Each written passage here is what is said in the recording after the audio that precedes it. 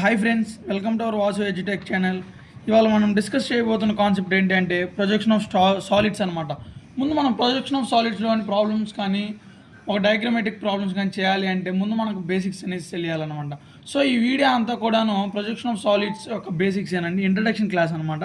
So projection of solid అంటే ఏంటి అసలు? The projection of solid on the plane to which its axis is perpendicular will show the true shape and size of its base. ఇప్పుడు మనం ఒక diagram తీసుకున్నాము అంటే ఒక plane ఉంటుందండి. ఆ ప్లేన్కి పెర్పెండిక్యులర్గా కానీ వెర్టికల్గా కానీ డయాగ్రామ్ వచ్చినప్పుడు దాని ఆపోజిట్గా ఒక డయాగ్రామ్ వస్తుందండి. ఫర్ ఎగ్జాంపుల్ ఇక్కడ ఇది రిఫరెన్స్ లైన్ మీకు తెలిసిందే మన ప్రీవియస్ వీడియోలో. ఇది హెచ్పి అనుకుంటాము, కింద విపి అనుకుంటాము, అంటే horizontal plane, vertical plane. For example ఇక్కడ ఒక స్క్వేర్ డ్రా చేసామనుకోండి, దీన్ని ప్రొజెక్ట్ చేసుకుంటాము, సంథింగ్ యాంగిల్తో ఇంక్లైన్ చేసుకొని నెక్స్ట్ అదే షేప్ని ఇక్కడ ప్రొజెక్ట్ చేస్తాం. కాకపోతే మనకి ప్రొజెక్షన్ ఆఫ్ సాలిడ్స్లో ఈ ట్విస్ట్ ఏంటంటే ఏ డయాగ్రామ్ అయినా కానీ 3D, సాలిడ్ అంటేనే 3D అండి, 3Dతో రిప్రజెంట్ చేయాలన్నమాట. సో ప్రొజెక్షన్ ఆఫ్ సాలిడ్స్ అంతా కూడా ఇచ్చిన డయాగ్రామ్ని మనం 3Dగా ప్రొజెక్ట్ చేస్తాం. ఇంకంతే, కాన్సెప్ట్ అంతేనండి. ప్రొజెక్షన్ ఆఫ్ సాలిడ్స్ 2 టైప్స్ అండి, పాలీహెడ్రా and solid of revolution.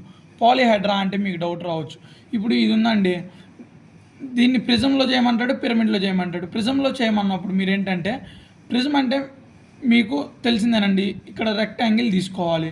So pyramid అంటే మనకి పిరమిడ్ ఈజిప్ట్ ఇట్లా తెలిసింది కదా, పిరమిడ్ అంటే ట్రయాంగిల్ వస్తుందని చెప్పేసి.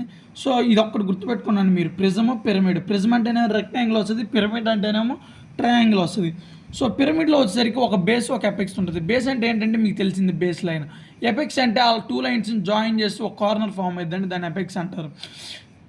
ఇట్ హ్యాజ్ యాక్సిస్, దీనికి యాక్సిస్ ఉంది, దీనికి ఒక ఫేస్ కలిగి ఉంటుంది. ఏ డయాగ్రామ్ అయినా కానీ, సో ఏదైనా డైమెన్షనల్ క్యూబ్ కానివ్వండి, రెక్టాంగిల్ కానివ్వండి, హెక్సాగాన్ కానివ్వండి, పెంటాగాన్, సంథింగ్ ఏదైనా దానికి ఫేస్ అనేది పక్కాగా ఉంటుందండి.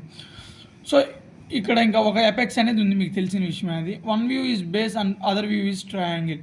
ఇక్కడ నుంచి చూస్తే బేస్, ఇది ఇక్కడ నుంచి చూస్తారు కదండి, ఇక్కడ బేస్ అనమాట. ఈ బేస్ నుంచి చూస్తే ఇదంతా ట్రయాంగిల్గా కనిపిస్తుంది మనకి.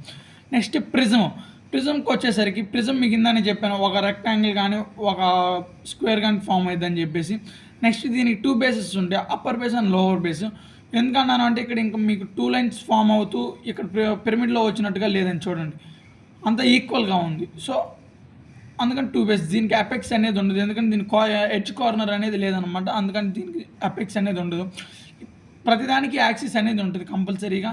It has axis and it has rectangle face. చూడండి, rectangle face. One view is base and other view is rectangle.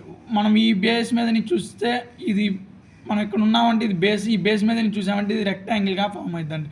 So ఇది ఇట్లా ఉంటే మనకి దీనిలో ఓవరాల్ కాన్సెప్ట్స్ వచ్చేసరికి 4 బేసిక్ కాన్సెప్ట్స్ ఉన్నాయండి. ఆ 4 బేసిక్ కాన్సెప్ట్స్ పట్టుకొని మనకి ప్రొజెక్షన్ ఆఫ్ సాలిడ్స్ అంతా కూడా తిరుగుతూ ఉంటుంది అనమాట. ఇందులో ఇంకొక మెయిన్ కాన్సెప్ట్ ఏంటంటే సాలిడ్ ఆఫ్ రివల్యూషన్ అనమాట. సాలిడ్ ఆఫ్ రివల్యూషన్ అంటే ఏమిటంటే, solid of revolution as the term is used in geometry is a 3-dimensional shape that is made by rotating A 2-dimensional shape around an axis of rotation. For example నేను చెప్పేది ఏంటంటే అండి, ఇప్పుడు ఒక cone తీసుకున్నాం అనుకోండి, కోన్ ఇక్కడ ఏమైంది, మనకి ఇచ్చిన డెఫినేషన్ ఏంటంటే solid of revolution as the term is used geometry. ఇది జామెట్రీలోనే యూజ్ చేస్తాం, ఏది సాలిడ్ ఆఫ్ రివల్యూషన్ అని కానీ ఒక డయాగ్రామాటిక్ కానీ ప్రాబ్లమ్ డీల్ చేయాలని దాని జామెట్రీ కానీ మనం తీసుకుంటాం అనమాట. అది 3-dimensional షేప్లో తీసుకురావాలండి, వాళ్ళు ఇచ్చినట్లు కానీ మనం చేసేది కానీ 3-dimensional చేయాలి. ఎందుకంటే ప్రొజెక్షన్ ఆఫ్ సాలిడ్స్ అంటేనే 3-dimensional అనమాట.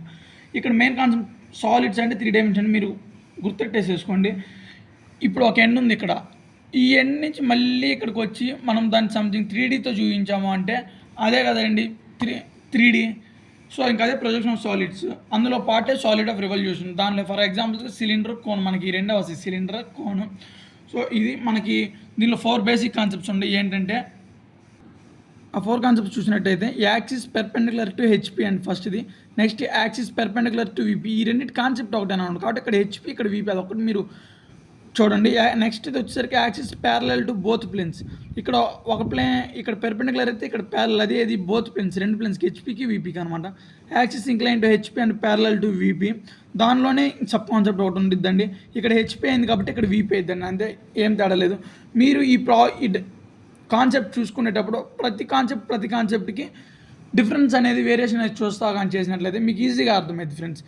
సో ఇది overall concept projection of solids. ఇందులో కానీ మీకు ఏదైనా డౌట్ ఉంటే మన కామెంట్ బాక్స్లో కామెంట్ చేయండి. ఈ వీడియో కానీ మీకు నచ్చినట్టయితే లైక్ చేయండి, షేర్ చేయండి. అదేవిధంగా మన ఛానల్ సబ్స్క్రైబ్ చేసుకోవడం మాత్రం మర్చిపోవద్దు ఫ్రెండ్స్.